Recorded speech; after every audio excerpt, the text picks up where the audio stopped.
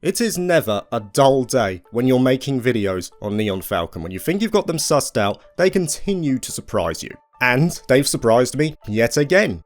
We have just received their financial report, which is basically a precursor for what we see in the shareholder meeting around about December time, okay? And in that financial report, we have basic confirmation that Sky Second Chapter's remake is going to be released in 2026. Now, Sky Second Chapter's remake is surprising to me. We are going to be discussing that a bit later.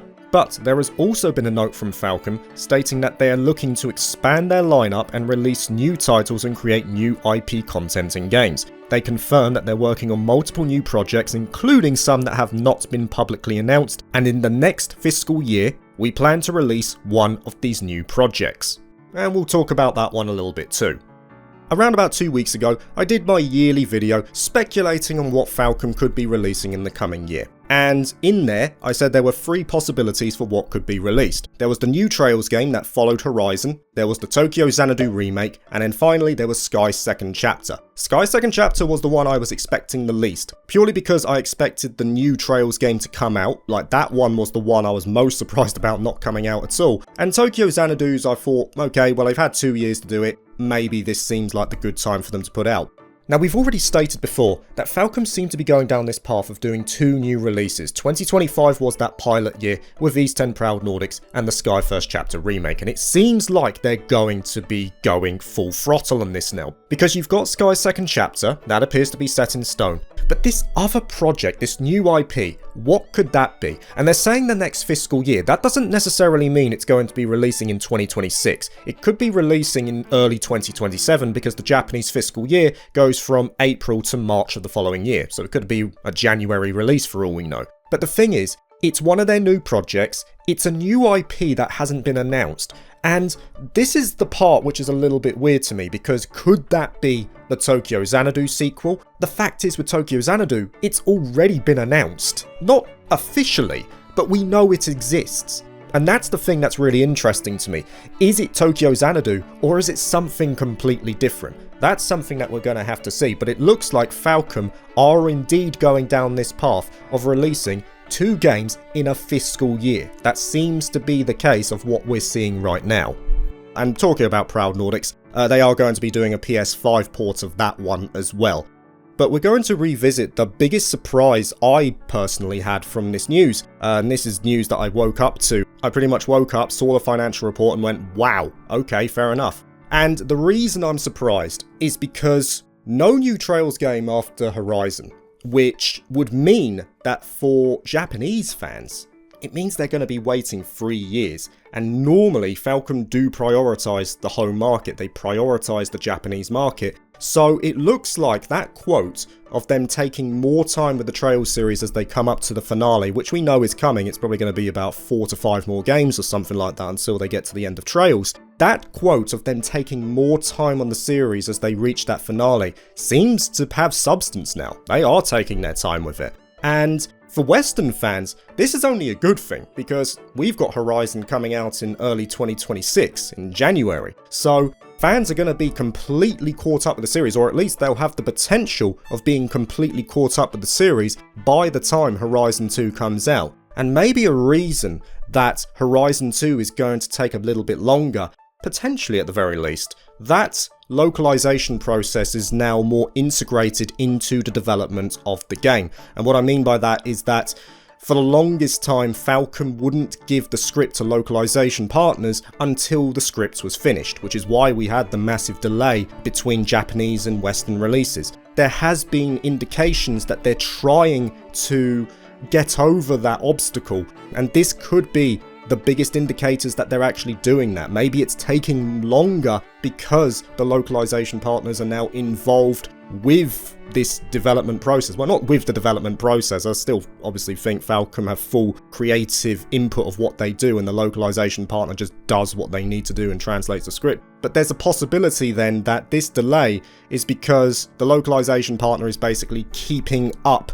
with the development of Horizon 2, and this potentially means we might have a shorter delay, maybe a 6-month gap between the Japanese version of Horizon 2 and the Western release of Horizon 2, or it could even be a simultaneous release. I mean, that's one thing that would be a massive leap forward, getting simultaneous releases of Falcom games, and this might even be the best chance of that happening, because like I say, if this is taking now 3 years from Horizon to Horizon 2, I can only think that the localization partners are involved in some way to get that game out quicker for Western audiences. So for Western fans, it's only a good thing in that people have 1 more year to catch up with the series, they've got a remake of one of the most beloved games in the series to look forward to as well. And for Falcom, it just gives them a little bit more time to work on that sequel of Horizon, which, you know, I'm personally looking forward to. As for the remake itself, I mean, we pretty much knew it was coming out. I mean, it made sense as well because most of the assets are already done. Everything is done. I mean, if you explore Sky First Chapter, you'll see a lot of places which seem to have no meaning, but have a lot of meaning in Second Chapter, like locales and whatnot.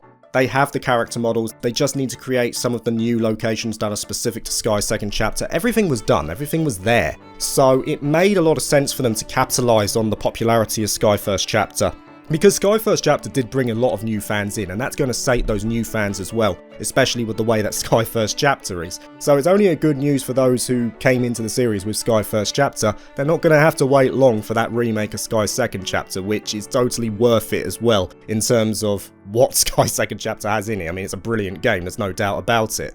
I guess the biggest concern about Sky Second Chapter is basically who's going to publish it for the West, and I imagine it's going to be Gung Ho again, but you never know, they might switch it up to NIS America. I mean, for me personally, and I made it very clear before, Gung Ho, yeah, they did a good job in some respects, but overall I think they could have done a better job. That's me personally.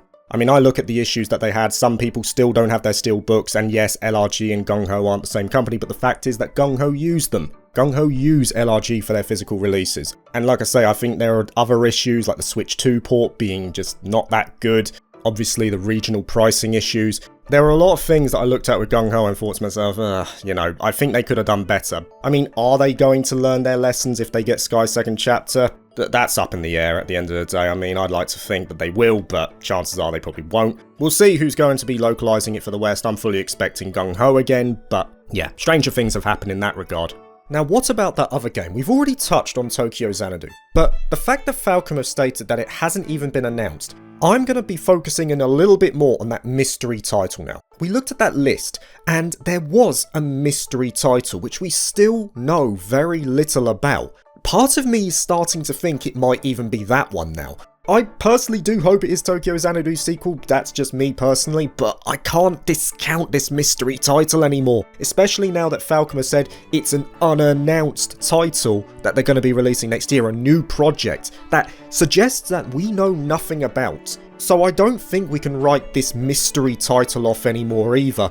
It could be that, it could be Tokyo Xanadu. But the thing is with Tokyo Xanadu, the one thing that's kind of in favour of it being that game is because of that calendar. We know that Tokyo Xanadu was removed from that calendar for 2026, and thus, is it possible that they wanted to remove it because they're going to be releasing it later on in the fiscal year? It's a really interesting situation we've got here. I'm really looking forward now to seeing what this mystery title is, whether it is Tokyo Xanadu or whether it is something completely different. But when that comes out, I imagine that's probably going to be after Sky Second Chapter, if I had to hazard a guess. But yeah, like I say, the biggest surprise to me is that the next Trails game is not coming out, because for Japanese fans, they are going to now wait 3 years between Horizon and Horizon 2. That's the strangest thing to me, because for a long time, Falcom did prioritise that home market, and now they seem to be following through on this idea that they're taking longer, that they are going to be taking longer with the series going forward. And how long is it going to be between Trails releases going forward? 2 to 3 years? Are there going to be more remakes in order to kind of fill those gaps in? Does that mean that Crossbell's going to be remade as they finish out the Trails series? I don't know, man. I mean, even though I had my reservations of them doing 2 releases a year, it looks like Falcom are indeed going to be doing that. You know, good luck to them. If they feel they can do it, then great. Perfect. We get more Falcom games, I'm perfectly cool with that. And I am interested to see how this pans out, because obviously they've had that pilot year now with Proud Nordics and Trails in the Sky First Chapter. Supposedly this year it's going to be 2 completely brand new games. So I'm very excited to see how that is going to develop. I mean, Falcom at the end of the day are one of the funniest companies to make videos on in terms of speculating what they're going to release, because you just never know what they're going to release most of the time. and in many cases they do surprise you. And like I say, this morning I woke up, I saw that financial report, I looked at it and thought, wow, okay Falcom, I see how it is. So there it is guys, we're going to get Sky's second chapter. That is going to be the big release in 2026. That shareholder meeting is where it's going to be solidified. So rejoice to those people who played Sky first chapter for the very first time. You're going to be getting that sequel sooner than you think. But we also need to keep an eye on that mystery title, which I do think is going to be revealed in December. And I'm very much looking forward to seeing what that one is as well. So there it is guys, I'll see you later. Peace.